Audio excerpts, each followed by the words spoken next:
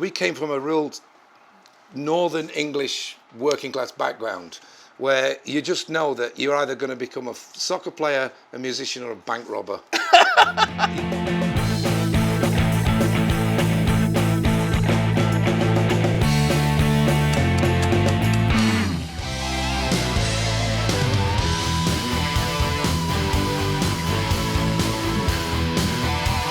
I'm sitting here backstage at this wonderful theater at Planet Hollywood, and I'm talking with Joe Elliott of Def Leppard, a person I've known for 40 years.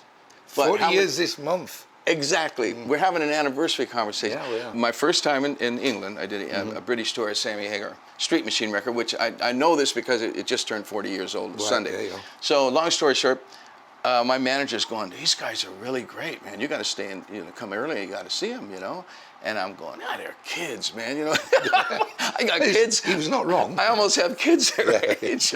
I might have. And it's like seeing you guys then and sitting here with you now and seeing all that you've been through and went through everything. The fact that you guys stuck together and did all that and you're still here today and doing better than ever or as good as ever. Yeah, easily. I mean, how did that happen for you? I mean, well, the sticking together part was kind of simple, really. We came from a real northern English working class background where you just know that you're either going to become a soccer player, a musician, or a bank robber.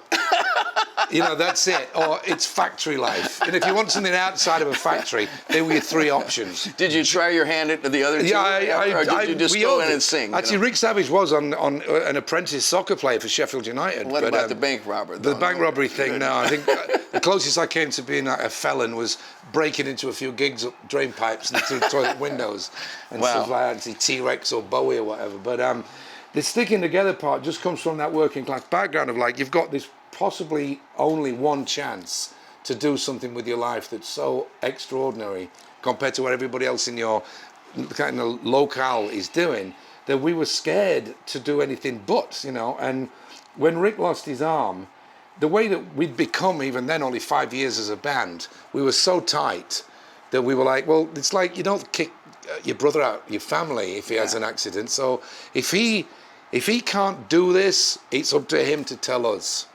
And that gave him the confidence to give it a go. It's so cool. It's a wonderful thing. It seems to be kind of like a very British thing. Like the Rolling Stones are kind of, the core of that band is tight. The Beatles were tight until they split up. They never had a lineup change. A couple of times they had a stunt drummer, I think, when Ringo had tonsillitis. The longer we go on doing this, the more cool it feels to be the same people. So when little kind of personal issues come up, we all have this internal kind of memo that's like, don't even worry about it, because in 3 weeks' time this will have all gone away, and look what we would have thrown away if we let that take over, and it never has.